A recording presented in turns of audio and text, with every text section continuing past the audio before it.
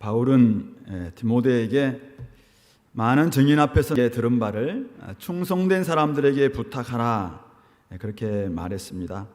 그러면서 세 가지 비유를 들어서 그리스도의 좋은 군사로 자신과 함께 고난을 받을 것을 말씀했죠. 이어서 바울은 디모데에게 오늘 15절 말씀처럼 부끄러울 것이 없는 일꾼으로 인정된 자로 자신을 하나님 앞에 드리기를 힘쓰라 라고 권면합니다. 부끄러울 것이 없는 일꾼, 또 그런 일꾼으로 인정받아서 하나님 앞에 드리라 라는 말씀이죠. 어쩌면 디모데가 그랬던 것처럼 오늘 우리도 하나님 앞에 부끄러울 것이 없는 일꾼으로 인정되어서 하나님 앞에 드려야 될 텐데요, 우리가 어떻게 하면 하나님 앞에서 부끄럽지 않고 또 인정받는 하나님 일꾼이 될 수 있는가? 오늘 디모데에게 주었던 이런 말씀을 통해서 우리가 한번 살펴보기를 원합니다. 첫 번째는 진리를 옳게 분별하는 일꾼이 하나님의 인정받는 일꾼이 될 수 있습니다. 오늘 15절 말씀 앞뒤로 두 가지 명령이 지금 함께 주어지고 있는데요, 아마도 당시의 상황이 어땠는지를 잘 보여주는 명령입니다. 14절에서는 그들로 이 일을 기억하게 하여 말다툼을 하지 말라고 하나님 앞에서 엄히 명하라. 앞에서 바울 사도가 디모데에게 했던 이 일들을 또 기억하고 예수님께서 하셨던 일을 기억하고 그리고 하나님의 말씀은 미쁘시고 하나님은 미쁘시다라는 이 말씀을 기억하여서 헛된 말다툼을 하지 말라고 엄히 명할 것을 지금 명령합니다. 16절에서는 망령되고 헛된 말을 버리라. 그들은 경건하지 아니하며 점점 나아가나니 망령되고 헛된 말도 버릴 것을 이야기합니다. 결국은 이 말다툼, 망령되고 헛된 말, 이런 것들을 지금 당시에 이 교회 가운데 있었다라는 것을 지금 알려주고 있는 대목입니다. 그러면서 왜 말다툼을 하지 말라고 하는가? 14절에서는 이렇게 이야기하고 있죠. 이런 말다툼들은 유익이 하나도 없고 도리어 듣는 자들을 망하게 한다라고 이야기합니다. 어떤 말다툼이길래 이렇습니까? 바로 망령되고 헛된 말입니다. 무의미한 논쟁입니다. 이것을 17절에서는 하나의 비유를 들고 있는데 악성 종양이 퍼져나감과 같다라고 이야기하고 있습니다. 그들의 말은 악성 종양이 퍼져나감과 같은데 그 중에 후메네오와 빌레도가 있느니라. 진리와는 상관없는 말들로 사람들의 믿음을 무너뜨리는 이 거짓 가르침을 악성 종양, 암과 같다라고 그렇게 이야기하고 있습니다. 후메네오와 빌레도와 같은 사람, 아마 이렇게 이름을 분명하게 거명한 걸 봤을 때는 교회의 지도자급에 속한 사람들인 것 같습니다. 이들이 뭘 이야기합니까? 18절에 진리에 관하여는 그들이 그릇되었도다. 부활이 이미 지나갔다 하므로 어떤 사람들의 믿음을 무너뜨리느니라 라고 이야기합니다. 후메네오와 빌레도와 같은 사람들이 뭐라고 이야기합니까? 부활은 이미 지나갔다. 예수님의 부활이 이미 끝났다란 말이 아니라 육체적 부활 같은 것은 없다라고 주장했다는 것입니다. 이 후메네오는 디모데전서 1장 20절에서도 언급되고 있습니다. 후메네오와 알렉산더 이런 사람들이 이제 디모데전서에서 언급되고 있는데, 에베소 교회 안에서 거짓 가르침을 지속적으로 가르치고 논쟁하면서 공동체를 어지럽혔던 인물 중에 바로 이 후메네오와 빌레도가 있었다는 것이죠. 그들은 육체의 부활은 없다는 식으로 주장함으로 사람들의 믿음을 무너뜨리고 있습니다. 이 진리에 관하여는 그들이 그릇되었도다 라고 하면서 이들의 말들은 믿음을 무너뜨리느니라 라고 이야기하고 있습니다. 초기 영지주의자들이 이제 이들도 아마 초기 영지주의자의 영향을 받았던 것 같은데요, 한마디로 말해서 육체는 악하고 우리 영혼만 선하다라고 생각하는 이런 주장들입니다. 그래서 우리 주님께서 육체를 입은 것도 사실은 그냥 그랬을 뿐이다라고 생각하는 그 가연수를 주장하기도 하고, 당연히 그렇기 때문에 나중에 육체의 부활은 있을 수도 없다라고 이야기하는 거예요. 영적인 것만을 강조하면서 우리 디모데전서에서는 결혼도 부정한 것이고 음식을 먹는 것도 부정한 것이다. 라고 생각하면서 아예 결혼도 금하고 어떤 음식들 먹지도 말라라고 주장하는 그런 사상까지 이 이 에베소 교회에 들어왔다는 것이죠. 뿐만 아니라 그렇기 때문에 그들은 육체의 부활에 대해서 부인할 수밖에 없었다는 것이죠. 그런데 그런 주장들이 결국은 공동체를 무너뜨리고 사람들의 믿음을 무너뜨리고 그리고 진리에 관해서는 아직 그릇된 가르침으로 나아가는 그런 가르침이었다라고 이야기하고 있는 것이죠. 그러므로 그런 말들에 대해서는 옳게 분별하여서 복음 진리가 변질되지 않도록 지켜야 되는 것, 이것이 바로 디모데가 감당해야 될 사역이었고, 거짓 진리에 대해서는 그러므로 그들과 함께 말다툼해서는 안 됩니다. 그들에서는 단호한 태도를 가지고 그들에 대해서는 악성 종항이기 때문에 잘라내야 된다는 말씀인 것이죠. 그러나 우리는 19절, 그러나 하나님의 견고한 터는 섰으니 인침이 일렀으되 주께서 자기 백성을 아신다며 또 주의 이름을 부르는 자마다 불의에서 떠날지어다 하였느니라. 하나님의 교회 견고한 터는 하나님께서 세우심으로 견고하게 서 있습니다. 여기에 두 가지 나와 있는데요, 하나님께서는 자기 백성들을 다 아십니다. 하나님의 이름을 부르는 사람들, 자기 백성들 다 아시어서 그들에게 인을 쳐주심으로 말미암아 그들을 보호하시고 그들의 소유를 끝까지 지켜주시는 것이죠. 그러므로 입맞은 자들 14만 4천이라고 이야기하고 있는 하나님의 백성들은 끝까지 그들의 믿음을 지켜주시고 구원에서 떠나지 않도록 지켜주시는 게 맞습니다. 그런데 한편으로 그 뒤에는 뭐라고 합니까? 주의 이름을 부르는 자들은 불의에서 떠날지어다. 이사야 26장 13절을 언급하시면서 주의 이름을 부르는 사람들은 한편으로 불의에서 떠나야 된다라고 이야기하고 있는 것이죠. 그러니까 하나님께서 지켜주심으로 교회는 견고하고 안전하게 설 수 있지만은, 그러나 성도들은 불의에서 떠남으로 말미암아 교회를 거룩하게 지켜내야 될 책임이 있다라고 이야기하고 있는 것이죠. 그러니까 이것이 진리의 말씀과 관련해서 생각해 본다면은 거짓된 진리와 잘못된 가르침으로 말미암아 우리의 삶에서 불의한 삶으로 나아가게 하고 잘못된 삶으로 나아가는 것에서는 우리가 책임을 가지고 그것에서 떠나게 만드는, 불의에서 떠날 수 있도록 해줘야 된다라고 이야기하고 있는 거죠. 그렇게 하기 위해서는 누가 필요합니까? 바로 진리를 옳게 분별하는 사람이 필요하다. 진리를 옳게 분별하는 사람들로 말미암아 불의와 불법에 속한 사람들이 교회를 변질시키지 못하도록 지켜야 되고, 헛되고 망령된 말은 악성 종양과도 같기 때문에 철저히 버릴 수 있도록 그들은 강력하게 책망하면서 진리를 온전히 수호하고 다음 세대까지 연결시켜주는 이 일이 바로 디모데와 같은 지금 이런 시대 속에서 필요한 사람이다라고 이야기하고 있는 것이죠. 망령되고 헛된 말이 난무하는 세상 속에서 오늘 우리에게 필요한 자질은 무엇인가? 한마디로 말해서 무엇입니까? 무의미한 논쟁이나 말다툼에서 이길 수 있는 능력이 아닙니다. 도리어 하나님의 말씀을 옳게 분별할 수 있는 능력, 이것을 갖추어야 된다라고 이야기하고 있는 것이죠. 그렇다면 여기에서 옳게 분별한다 할 때 이 분별하다는 단어는 어떤 뜻입니까? 사실은 우리가 신약성경에서 분별한다는 말을 우리 번역에서 많이 하고 있습니다만은 신약에서는 딱 여기 한 번 쓰여진 단어라고 이야기합니다. 그래서 옛날 개역 성경에서는 분변하다 이렇게 이야기를 되어 있었습니다. 근데 오늘 여기서 그냥 분별하다 되어 있는데 원래 뜻은 나눈다, 자른다, 다룬다, 바른 길을 따라 인도한다 라는 뜻을 가지고 있는 아주 특별한 단어라고 합니다. 그러니까 하나님 말씀을 옳게 다룰 수 있어야 됩니다. 옳게 다룰 수 있어야 됩니다. 바른 길을 따라서 인도할 수 있는 그런 능력을 이야기하고 있습니다. 말씀을 정확하게 해석하고 적절하게 사용함으로 말미암아 성도들이 바른 길을 따라갈 수 있도록 길을 잘 만들어 놓는 거죠. 그리고 길을 온전히 잘 나누고 잘라서 어쨌든 바른 길을 잘 만들어 놓고 그 길로 갈 수 있도록 만들어주는 사람, 이런 사람이 옳게 분별하는 사람이다라고 이야기하고 있는 것이죠. 그러므로 하나님의 일꾼은 진리인지 비진리인지를 분별할 수 있는 이런 문제에 있어서 부끄러움이 없어야 됩니다. 즉 부족함이 없어야 된다는 말씀이죠.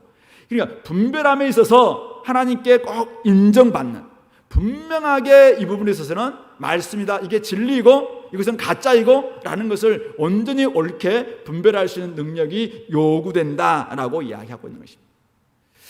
성경의 권위와 영감 뿐만 아니라 확신뿐만 아니라 바르게 성경을 해석하고 어려운 시대를 살아가는 우리 성도들이 바른 길을 따라갈 수 있도록 인도해주는 이런 사람이 결국은 이 망령되고 헛된 말들이 난무하고 거짓된 가르침들이 난무한 이 세를 살아감에 있어서 하나님이 요구하시는, 하나님이 인정하시는 일꾼이라고 말씀하고 있는 것이죠. 그런 사람이 있을 때 교회와 복음을 지켜낼 수 있고 성도들을 살려낼 수 있다라는 말씀입니다.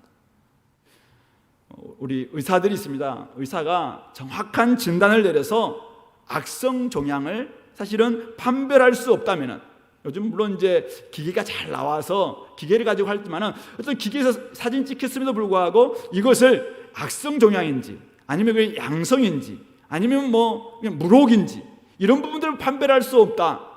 그런 사람들이 있다. 그냥 의사가 굉장히 좋은 성품을 가지고 있는데 이게 사실은 악성 종양인지 아니면은 음성인지 이것을 판별할 수 없다. 그럼 누가 사실은 거기에 갈 수 있겠냐 이거죠.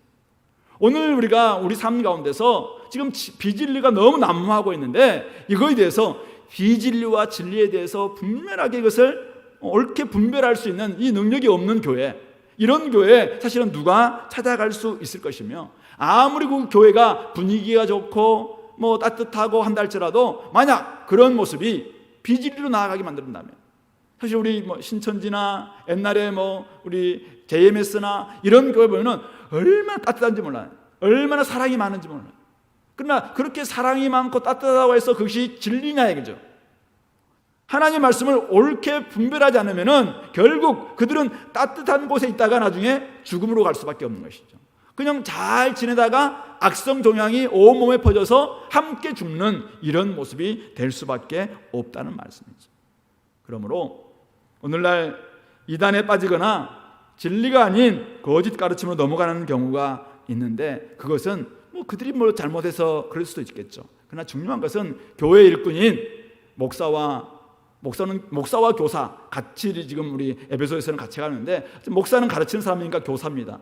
목사와 교사가 진리의 말씀을 옳게 분별할 수 있는 능력이 없기 때문에 자꾸만 헛된 진리로 빠지고 이단에 빠진다라는 것을 말씀하고 있는 것이죠. 그러므로 오늘 우리가 하나님께 제대로 인정받기 위해서는 말씀을 제대로 연구하여 하나님 뜻을 분별해낼 수 있는 능력을 갖춰야 됩니다. 그런 사람이 하나님의 경관터인 교회를 지켜내고 전해진 복음을 다음 세대에게 전수해주는 하나님의 인정받는 일꾼이 될 수 있다는 말씀이죠. 왜 우리가 진리의 말씀을 옳게 분별함이 중요한가? 다시 한번 이야기하겠지만은 이 성경의 가르침은 단지 지식에 그치는 것이 아니기 때문에 그렇습니다. 우리 구약에서도 이야기했어요. 우리가 많은 하나님을 아는 지식이 없다라고 이야기할 때, 하나님을 아는 지식이 없다는 말은 뭐냐면은 삶에서 진실과 인애를 드러내지 않는 삶으로 나아간다면은, 율법을 66권을 다 외우면 뭐 하겠습니까? 삶에서 진실과 인애로 나아가지 않는다면 그것은 아는 게 아니라는 말씀이죠. 결국은 오늘 우리가 육체의 부활이냐 의미의 부활이냐, 그걸 알아야 될 이유가 뭔가요? 우리의 삶이 육체가 중요하다라는 것을 성경이 이야기하고 있다면 우리의 육체적인 삶 가운데서 우리가 육체를 어떻게 사용할 것인가 삶으로 드러날 수밖에 없다는 말씀입니다. 천국과 지옥에 대해서 우리가 분별할 수 있는 능력이 있다면 오늘 이 땅의 삶이 내가 천국의 삶을 살 것이냐 지옥의 삶을 살 것이냐 삶으로 연결될 수밖에 없다는 것이죠. 속죄와 구속도 마찬가지예요. 하나님 나라와 교회, 공의와 사랑, 이런 것들이 성경에서 우리에게 가르쳐준다면 이게 제대로 알므로 말미암아 우리의 삶을 새롭게 바꿔놓을 수 있기 때문에 결국 우리가 진리를 옳게 분별한다는 것은 제대로 된 삶에 영향을 미치기 때문에 옳게 분별해내야 되는 것입니다. 거짓 가르침처럼 사람들의 믿음을 무너뜨리고 그릇된 길로 가게 하며 악성 종양처럼 몸 전체를 망가뜨리고 있는 이 비진리들, 이런 것들을 철저히 우리가 솎아내고 가려내고 떼내고 또 그들에 대해서는 책망함으로 말미암아 진리의 말씀을 옳게 분별하는 그런 일꾼들로 인정받아서 온전한 교회를 지켜내고 또 많은 이 아름다운 복음을 다음 세대까지 이어줄 수 있는 우리 공동체가 될 수 있기를 바랍니다. 두 번째는 자기를 깨끗하게 하는 일꾼인데요,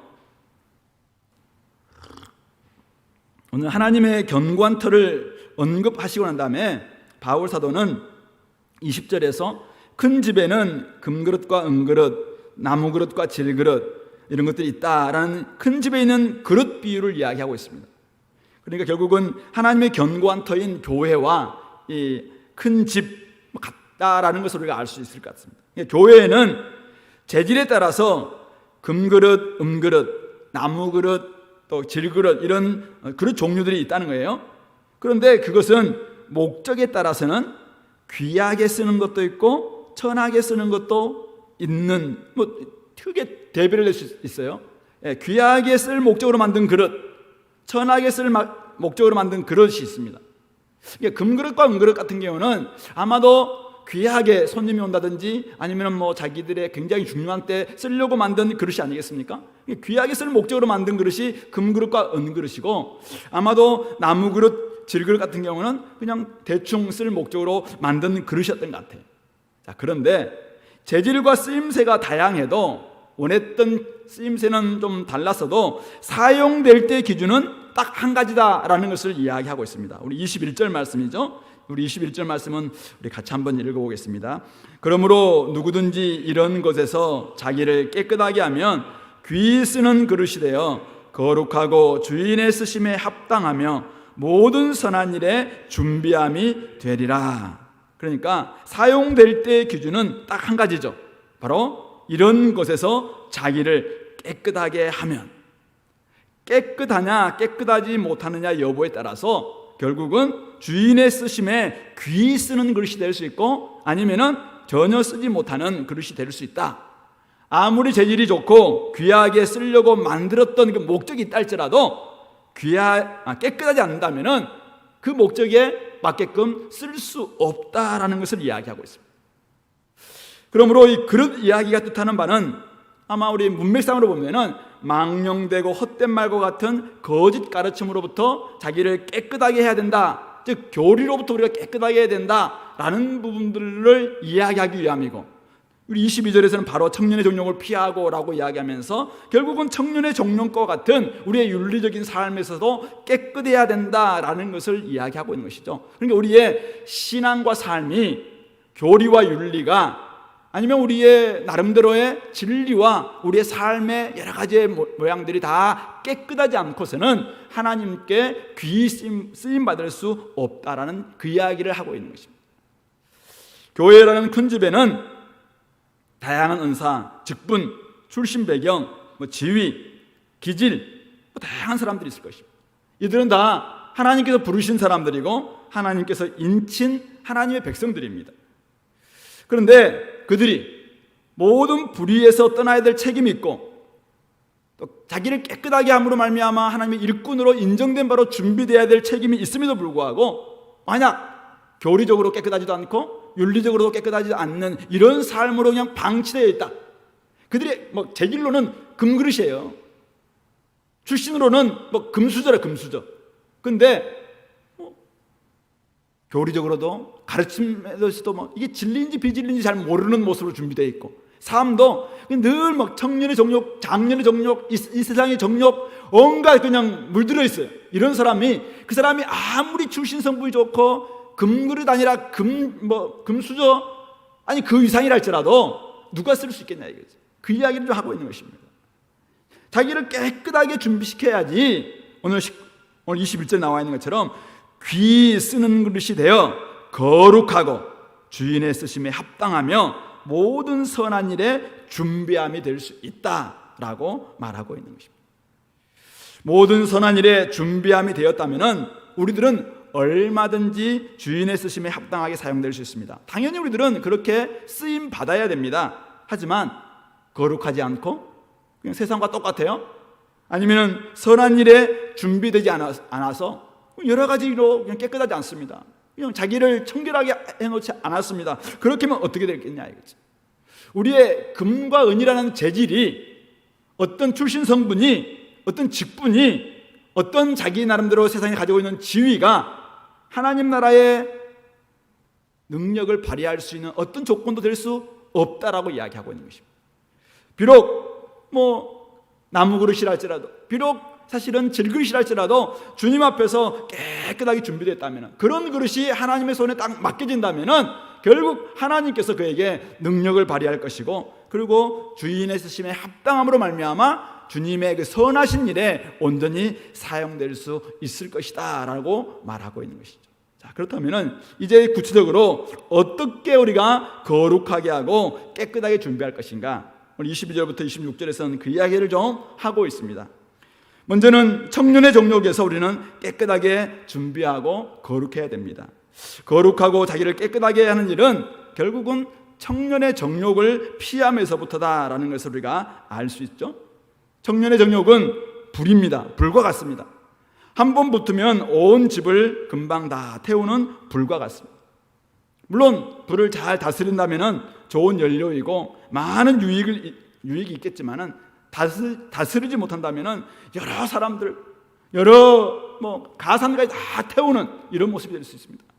제가 어렸을 때, 저는 초등학교 6학년 때 전기불이 들어왔거든요. 아주 옛날 시골에서 살아서.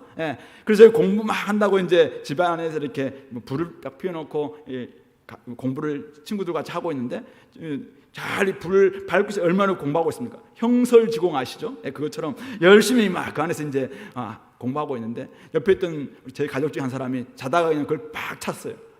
옆에 있는 불 다 붙고 우리 공부하다가 다 태우고 날던 기억이 있는데요. 이럴 뿐만 아니라 조그만 불 하나 할지라도 우리가 불 관리 잘못하면 온 집안을 태우고 온 산을 다 태우는 것 우리는 많이 알고 있습니다. 우리의 삶 가운데 청년의 정욕이 있을 때 나름대로 열정도 있는 것처럼 보이기도 합니다. 그렇지만은 이것에 넘어지고 숱한 나날을 고통 속에 살아가는 사람들이 얼마나 많은지 모릅니다. 이것은 단지 우리의 성욕뿐만 아니라 혈기, 이 세상이 주는 정욕, 안목의 정욕, 육신의 정욕, 이생의 자랑, 이것들 다 청년의 정욕에 속하는, 죄에 속하는 것들이죠. 그러므로 이 넘치는 힘을, 세상이 주는 이 엄청난 힘들을 우리가 잘 다스릴 때, 다스리지 못하면 무조건 피해야 됩니다. 우리 요즘 그 창세기 큐티하고 우리 매일 성경을 하고 있는데, 요셉 같은 경우 어떻게 합니까? 자기가 잘 다스릴 수 없겠다 싶으면은 무조건 피해야 되죠. 오해를 받는다할지라도 피하는 게 상책입니다. 어쨌든 하나님 나라의 확장에 요긴하게 사용될 수 있기 위해서는 이 넘치는 힘을 잘 관리하는 게 필요한 것이죠. 그렇지 못한다면은 자기도 남도 망칠 수밖에 없겠다. 그러므로 우리가 이 청년의 정욕에서 자기를 깨끗하게 하는 것, 바로 여기서부터 우리가 이 거룩함을 준비하는 것이다 라고 이야기하고 있습니다. 두 번째는, 이것은 소극적 방법이라면, 적극적 방법은 주를 깨끗한 마음으로 부르는 자들과 함께 의와 믿음과 사랑과 화평을 좇으라 라고 이야기하고 있는 것이죠. 함께 한다고 반드시 선한 것을 좇는 것은 아니죠. 여러 사람들이 함께 한다고 해서 거기서 반드시 선이 만들어지거나 이렇게 하는 것은 아니죠. 우리 친구들도 잘못된 친구 사귀면은 그 함께 하지만은 거기서 얼마나 악한 것들이 나오는지 모르겠습니다.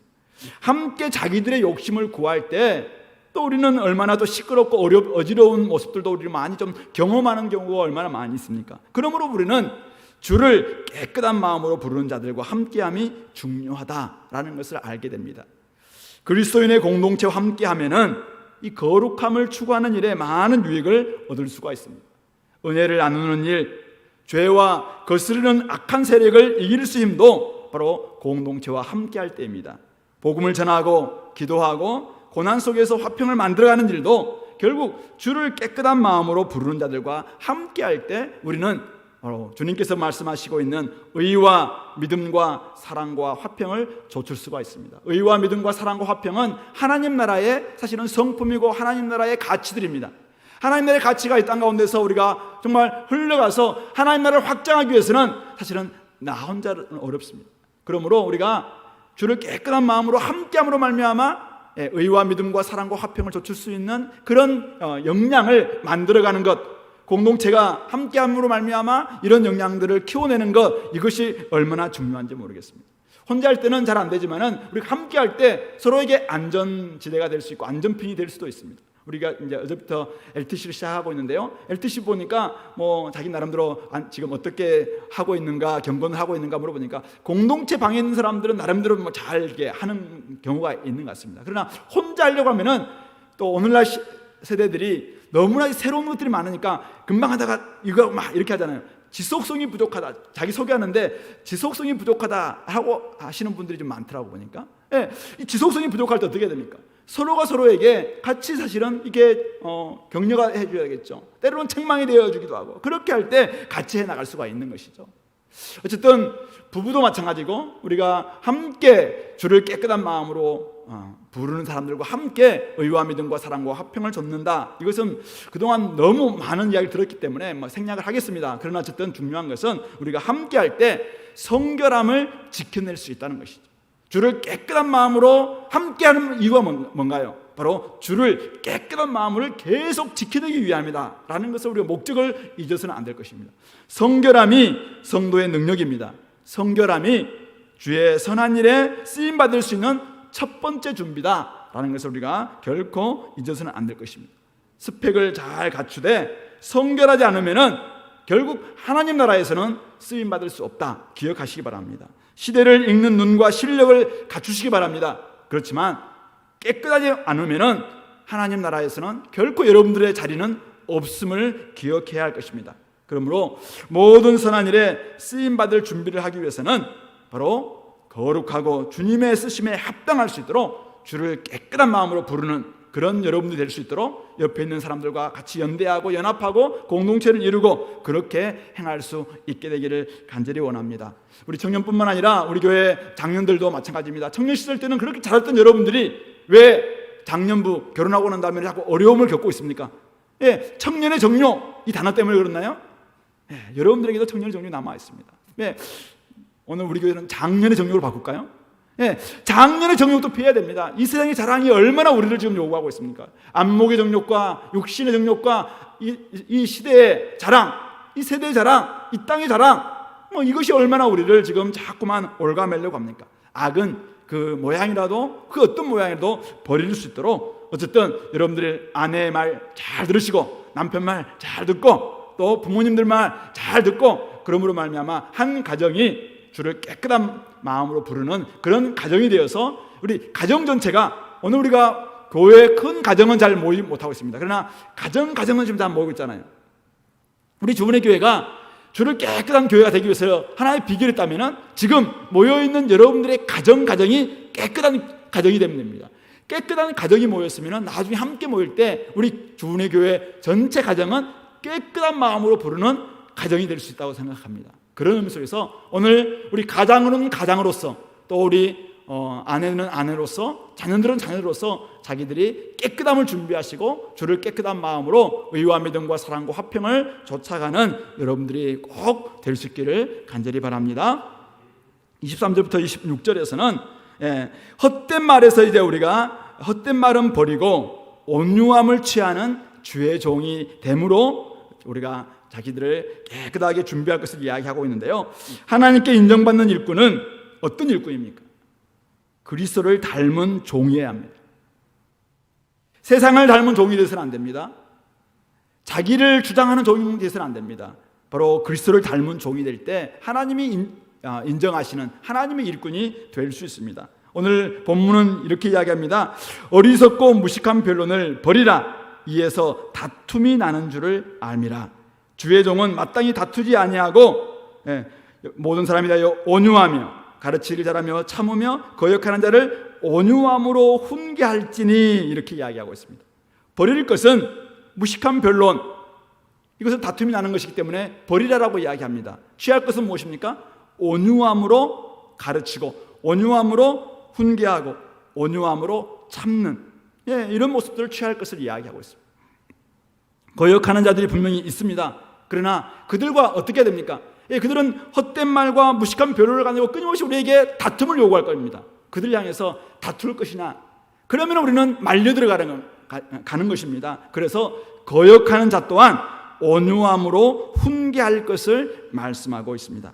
그리스도께서 이 땅에서 보이셨던 태도가 무엇입니까? 수고하고 무거운 짐진 자들아 다 내게로 오라. 내가 너희를 쉬게 하리라. 나는 온유하고 겸손하니 내게 와서 배울 것을 말씀하고 있습니다. 그리스도께서 이 땅에서 보여주신 자질이 온유와 겸손이셨습니다. 그러므로 주의 종이 피해야 될 것은 어리석고 무식한 변론에서 나오는 다툼입니다. 반대로 그리스도의 종들이, 주의 종들이 배워야 될 것은 온유함과 겸손함으로 이 땅에 사셨던 그리스도의 모습이어야 됩니다. 그러므로 온유함으로 훈계할 때 오늘 그 뒤에 25절 26절에서 혹 하나님이 그들에게 회개함을 주사 진리를 알게 하실까 하며, 확신 가운데서 그들이 다 돌아온다는 말 아니에요. 그러나 이렇게 할 때 하나님이 그들에게 회개함을 주실 수 있다는 거예요. 두 번째는 그들로 깨어서 마귀의 올무에서 벗어나 하나님께 사로잡힌 바 되어 그 뜻을 따를까, 회복될 수 있는 회개와 회복이, 회개와 변화는 결국 온유함으로 거역하는 자를 훈계할 때 일어날 수 있는 우리 열매다라고 하는 것을 알 수 있는 것이죠. 온유함으로 훈계할 때 회개와 주께로 돌아오는 회복이 일어날 수 있다는 것입니다. 물론 우리는 바울 사도가 싸웠던 것처럼 선한 싸움을 다 싸워야 됩니다. 그러나 이 싸우는 싸움의 어떤 태도가 다툼이어서는 안 된다라는 것을 이야기하고 있죠. 하나님께서 역사하시는 변화를 일으키기 위해서는 하나님의 태도, 그리스도께서 이 땅에서 보이셨던 그 태도를 통해서 우리는 하나님이 역사하실 수 있도록 만드는 사람이 하나님의 일꾼이고 주의 종이다, 이렇게 말씀드릴 수 있을 것 같습니다. 자존심을 세우려고 다툼하는 것 전혀 도움되지 않습니다. 제가 아마 일전에 한번 말씀드린 적이 있었는데요, 제 친척 중에 잘못된 가르침에 빠져서 이단 비슷한 말씀 보존학교에 빠져서 막 좀 저희 집에까지 와가지고 막 주장하길래 제가 막 설명하고 여러 가지 하다가 나중에는 그냥 너무 올라간 나머지, 너무 열정이 많은 나머지 그냥 막 화를 내고 막 다투고 막 그렇게 했더니 나중에는 그분이 하는 말이, 그래 네 똑똑타라고 하면서 그 태도가 뭐냐 막 태도 지적하고 막 그렇게 해가지고 제가 졌던 기억이 있습니다.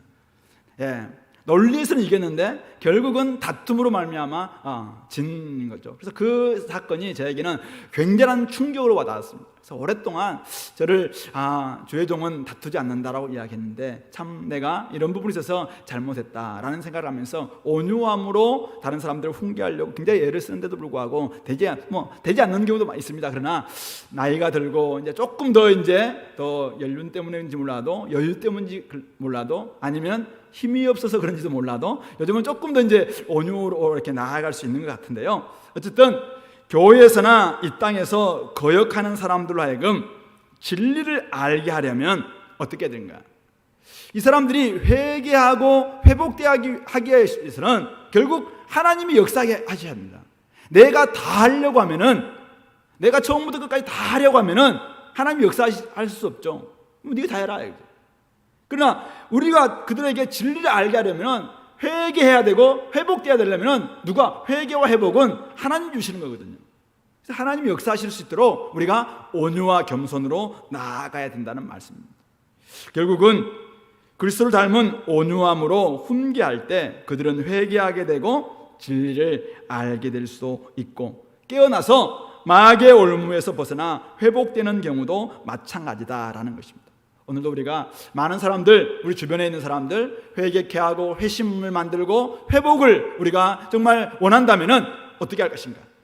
온유함으로 가르치고, 온유함으로 참고, 온유함으로 거역하는 자를 훈계하는 이런 태도가 우리에게 필요함을 꼭 기억하시기 바랍니다.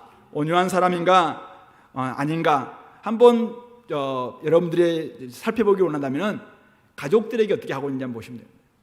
다른 사람들에게는 되게 온유한데 집에서는 온유하지 않다. 이거는 사실은 온유한 사람이 아닙니다. 가장 가까운 사람한테 내가 어떤 사람인가 한번 봐야 됩니다. 어떤 사람들은 또 자기와 자기 가족들에게는 되게 온유한데 다른 사람에 대해서는 막 또 이렇게 온유하지 않는 사람도 있잖아요. 이 온유하다는 말은 영어로는 kind, 친절입니다. 친절. 그러니까 그게 친절하다 이렇게 되는데요. 어쨌든 중요한 것은 주의 종이라면 주의 뜻대로 온유하고 겸손한 사람이어야 된다. 온유하지 않은 훈계, 온유하지 않은 가르침, 주님의 가르침과 무관하고 주님의 태도와 무관하고 별 효과가 없다라는 것을 꼭 여러분들은 기억하시기 바랍니다. 그러므로 혹시 지금 자기가 좀 온유하지 않다라고 생각하시는 분들은 남을 가르치고 변화시키려고 하는 이 욕심, 이것을 제가 열정이라고 하면 표현해 보겠습니다. 남을 막 변화시키고 싶고 막 가르치고 싶고 더 많이 얻고 싶고 막 이런 것들이 너무 충만한, 막 열정이 충만한 사람들 있잖아요. 이것보다는 자신을 훈련하고 자신을 쳐서 복종시키고 자신을 더 온유하게 만드는, 이것을 냉정이라고 하면 냉정하게 자기를 하는 거예요. 그러니까 열정보다 냉정이 더 필요할 때입니다. 자기에게는 때로는 좀 온유하도록 자기를 더 훈련하고 자기를 더 깨끗하게 하고 자기를 더 정말 친절하게 만들 수 있도록, 이렇게 하면 결국 자기를 쳐서 복종시키는, 성령님께서 하실 수 있도록 경건의 훈련을 하지 않고서는 온유의 훈련은 되지 않는 거거든요. 결국은 누가 땅을 얻을 수 있는가, 누가 주님의 나라를 얻을 수 있겠는가 할 때는 온유한 사람이 땅을 기업으로 받는 것이다 라는 것을 기억하시면서, 결국 사람을 얻는 것도 또 하나님 나라를 얻는 것도 결국은 우리가 온유할 때, 하나님을 닮아서 그리스도를 닮아서 온유와 겸손으로 나아갈 때 우리가 다른 사람들을 얻을 수 있음을 꼭 기억하시고, 이런 부분에 있어서 우리가 준비되지 않고 깨끗하지 않으면 정말 주님 앞에서 제대로 사용될 수 없다라는 것을 기억하시기 바랍니다. 이제 말씀을 맺겠습니다. 우리 시대에 복음을 전수하고 하나님께 자신을 드리는 하나님의 일꾼, 얼마나 필요한지 모르는 시대입니다. 그렇기 때문에 진리를 옳게 분별할 수 있는 사람, 자신을 깨끗하게 준비하는 사람이 꼭 필요합니다. 잘 가르치고 또 여러 가지 복음도 잘 설명해주고 또 복음으로 말미암아 여러 사람들을 옳은 대로 인도해 줄 수 있는 이런 사람들도 굉장히 중요한데요, 그것을 하기 위해서는 진리를 옳게 분별하고 그리고 자신을 깨끗하게 준비할 수 있는 이런 사람이죠. 잘 가르치되 온유함으로 훈계하는 주의 종, 자기를 깨끗하게 준비하는 사람이 속했다라고 이야기했습니다. 그러므로 진리와 성결로 준비되지 않으면 주의 귀한 목적에 제대로 쓰임받을 수 없다는 것입니다. 제대로 깨끗할 때만이 주님의 쓰심에 합당하고 거룩하며 모든 선한 일에 사용될 수 있음을 기억해야 할 것입니다. 오늘 우리는 이 시대를 바라보면서 우리는 우리 교회가 우리 자신이 대안이 돼야 되겠다 이런 생각을 할 때가 얼마나 많습니까? 그런데 어떤 대안입니까? 오늘 비진리가 사람들을 그릇된 길로 인도하는 시대에 우리가 살고 있는데, 이 거짓 진리에 대한 대안은 무엇입니까? 그것은 바로 진리의 말씀을 옳게 분별하는 사람, 이 사람이 거짓 진리로 말미암아 그릇된 길로 인도하는 사람의 대안입니다. 사람들을 더럽히는 불의의 시대, 음란한 시대, 악한 시대를 우리가 맞고 있습니다. 이 음란하고 악한 시대의 대안은 누굽니까? 결국 거룩한 사람, 주를 깨끗한 마음으로 부르는 사람들이 결국은 이 시대의 대안이 될 줄로 믿습니다. 또한 이 시대는 거역하는 사람들, 다툼과 분열이 가득한 시대입니다. 다툼과 분열이 가득한 시대의 대안은 누구입니까? 결국은 온유함으로 그리스도를 온전히 본받아서 다른 사람들을 진리로 가르치고 훈계하고 선한 길로 이끄는 주의 종이 일 줄로 믿습니다. 그러므로 진리를 옳게 분별하는 일꾼, 주를 깨끗한 마음으로 부르는 일꾼, 온유함으로 그리스도를 본받는 일꾼, 이런 일꾼 되어서 이 시대에 우리가 온전한 대안이 되고 또 하나님의 이 복음을 다른 사람들에게 부탁해라 라는 이런 우리의 사명도, 우리에게 맡겨진 이 임무 또한 잘 감당할 수 있는 우리 공동체가 될 수 있기를 바랍니다.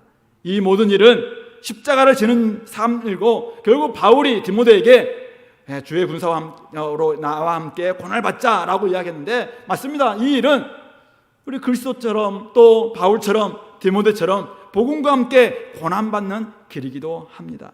그렇지만 우리에게 맡겨진 이 복음을 결국은 계속 전수하는 길은 이런 대안 말고는 다른 대안이 없습니다. 성경에서 이야기하고 있는 것처럼 진리를 옳게 분별하고 자기를 깨끗하게 하고 또 온유함으로 가르칠 수 있는 이런 주의 종들이 되어서 하나님께 인정받으시고 하나님 나라가 확장되고 또 우리가 맡은 이 복음이 정말 다음 시대까지, 다음 세대까지 아름답게 전수되는 아름다운 역사가 있게 되기를 권면합니다. 우리 말씀을 좀 기억하시면서 하나님 아버지, 우리가 하나님의 일꾼 될 수 있도록, 하나님께 인정받는 일꾼 될 수 있도록 진리를 옳게 분별하게 도와주시고 자기를 깨끗하게 준비하게 도와주시고 또 주님을 닮아서 온유로 사람들을 가르칠 수 있는 이런 주의 종들로 준비되게 해달라고 우리 한 목소리로 기도하겠습니다.